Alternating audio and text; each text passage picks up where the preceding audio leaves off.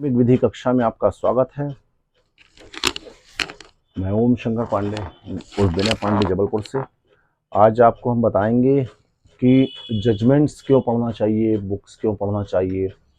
हमारे एक फ्रेंड ने पूछा कि सर जजमेंट पढ़ने से क्या लाभ मिलता है। बहुत सारे लोग बोलते हैं जजमेंट पढ़ा करो, तो उनको क्लियर नहीं हो पाता है कि जजमेंट में क्या पढ़ें और क्यों पढ़ें जजमेंट। एक्चुअल में जजमेंट जो होते हैं, एक बहुत विद्वान जजेस लोग जजमेंट पारित करते हैं। वो लाखों फाइल पढ़े होते हैं, निष्कर्ष होता है, और उसमें जो वकील लोग के कंटेंट्स रहते हैं, वो वकील लोग बड़े इंटेलिजेंसी के माध्यम से अपने केस को निकालते हैं। कैसा क्रॉस किया, कैसा नहीं किया, क्या है। एक जैसे एग्जांपल मैं बता रहा हूँ कि एक बहुत साल पहले जब मैं नया नया वकील था, तो उसमें एक 302 का मामला मैं पढ़ रहा था। सिर्फ फालतू किताब पढ़ी थी, तो 302 का मैं किताब पढ़ने लगा। जब किताब पढ़ने लगा तो उसमें जो क्रॉस के वकील साहब रहे, उसमें कुल मिला ये था कि जो मर्डर हुआ था, अज्ञात मर्डर था। अज्ञात मर्डर में जो आरोपी पकड़ा गया था, उसके पास से पायल जब्त पाई गई। पैजेनिया, मेरे पैजेनिया पायल होता ना, पैजेनिया शब्द था। पैजेनिया जो है, उसके माध्यम से उसको मुलजिम बनाया गया था और पूरा मर्डर केस तैयार किया गया था। वकील साहब ने क्वेश्चन किया कि जो पैजेनिया आपने जब्त किया है, यह बाजार में आसानी से मिल सकता है। किसी भी सोने चांदी दुकान में जाओ तो उसने बोला गया हाँ भाई आसानी से मिल सकता है। ऐसे दो तीन कंटेंट्स, और चाकू भी, जैसे चाइना चाकू है, ये भी आसानी से बाजार में मिल सकता है। तो ये सारे बिंदु जो है, इस आधार पे बिंदु उनने बड़ी किया।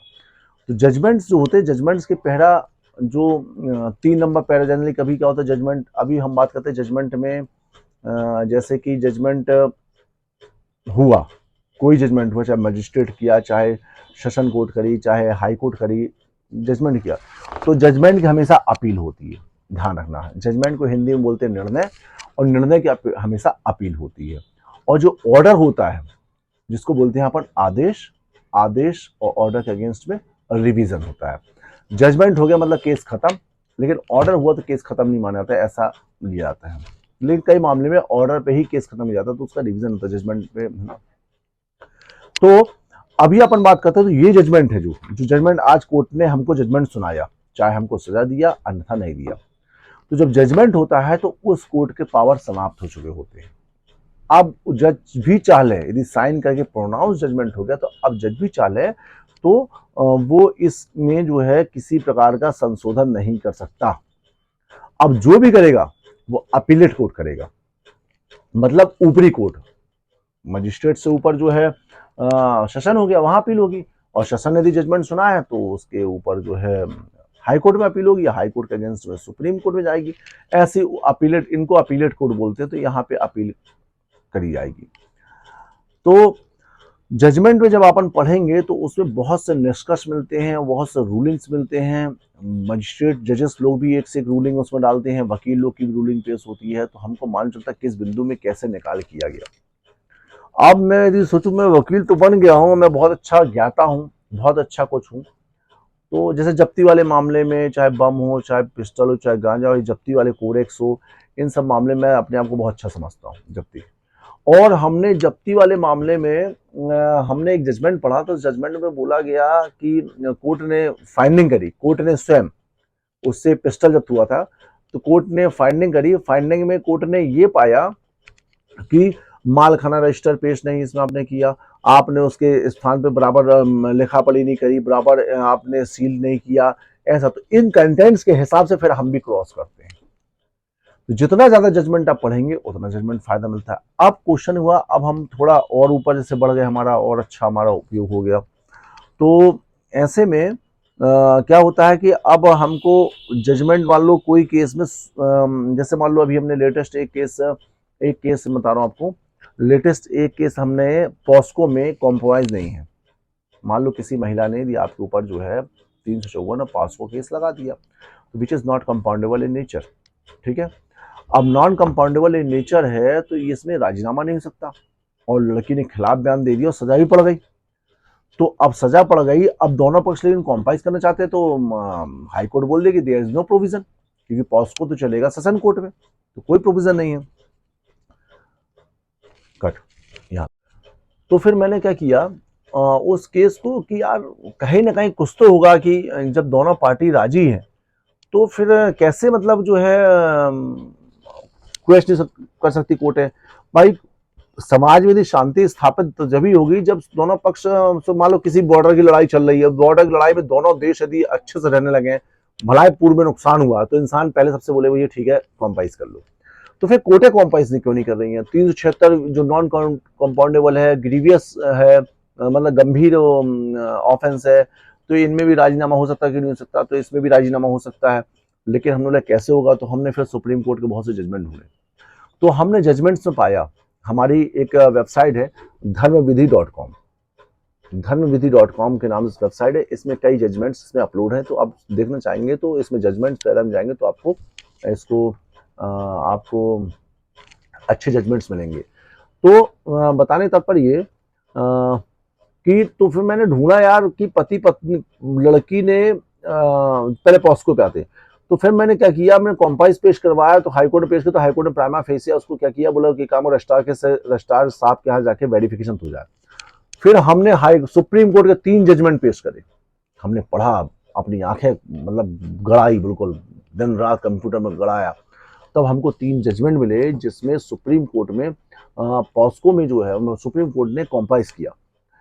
सेक्शन 482 ऑफ द सीआरपीसी जो है इनहेरेंट पावर है हाई कोर्ट को कि वो किसी भी हद तक जाके जो है कॉम्प्रोमाइज कर सकती है, लेकिन जो क्रिमिनल अपीलेट कोर्ट है उसको पावर नहीं है। ऐसा कोर्टें बोल देती भाई कि वो तो आपने 482 में क्वेश्चन करा लो, जैसे सिज्जी बनाम versus state of Madhya Pradesh में सुप्रीम कोर्ट ने इनहेरेंट पावर को सही माना। उसी प्रकार अब अपीलेट कोर्ट को पावर लिमिटेड हो जाती है, क्योंकि जजमेंट उस 482 में तो जजमेंट नहीं हुआ रहता है, इसलिए वो हो गया। लेकिन अब यहाँ पे क्या हो रहा है, जब सजा पड़ जाती है तो यहाँ पे चार्ज प्रूफ हो जाता है, अब प्रूफ हो जाने पे सिज्जी बनाम versus state of Madhya Pradesh में जो है ये लागू नहीं होता है। लेकिन बोला नहीं, हमको जजमेंट उसमें मिला, उसमें पॉपुलर मुथई नाम से केस है, उस केस में बोला गया नो, यदि 482 में हाईकोर्ट को इनहेरेंट पावर है तो क्रिमिनल अपील में, क्रिमिनल रिवीजन में भी जो है हाईकोर्ट को इनहेरेंट पावर है, सुप्रीम कोर्ट ने डिफाइन किया, और on the basis of this जो है हमारे अपीलेट कोर्ट में नॉन कंपाउंडेबल केस जो है बरी हुआ।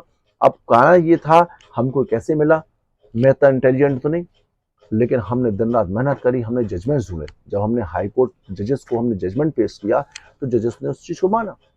तो इसलिए जजमेंट्स पढ़ना आपको जरूरी है, आपका जिसमें जो हित हो आप कुछ भी करो। मैं उन स्टूडेंटों के बारे में बात कर रहा हूं कि जो बच्चे वास्तव में प्रैक्टिस करना चाहते हैं, उनको बढ़ना है, तो बढ़ने के लिए कोई भी किताब मिले, जैसे मान लीजिए छोटी मोटी किताब, जैसे ILR ही मान लो, ये मध्य प्रदेश की बुक होती है ILR, इंडियन लॉ रिपोर्ट, ये मध्य प्रदेश की। आपको खाली टाइम मिला, एक आध जजमेंट पढ़ेगा, क्या है, पढ़ेंगे तो आपको विज्ञान ज्ञान और विज्ञान दोनों खुलना चालू हो जाएगा। तो ऐसे सुप्रीम यहाँ पढ़ लिए, फिर सुप्रीम कोर्ट का भी अपन निकाल लिए, सुप्रीम कोर्ट के भी सुप्रीम कोर्ट के वो है, क्या नाम है, criminal reporter of supreme court सब लगे हैं। तो इसमें जो है आप जजमेंट्स पढ़ेंगे तो आप अपडेट होंगे, मतलब समझिए, नहीं तो आप क्वेश्चन क्या करना है क्या नहीं करना है, जजेस क्या सुनना चाहते हैं, पक्ष का क्या सुनना चाहता है, कैसे क्रॉस करना है, सारी मटेरियल उसमें मिलेगा आपको। और यदि आप जजमेंट नहीं पढ़ेंगे तो आप असफल हो जाएंगे। दिन में हम बोले नहीं, हफ्ते में आप 2 या 3 जजमेंट्स पढ़िए, बस आप 2 या 3 जजमेंट्स आप पढ़ेंगे तो आप स्वाभाविक रूप से सफल वकील आप कहलाएंगे।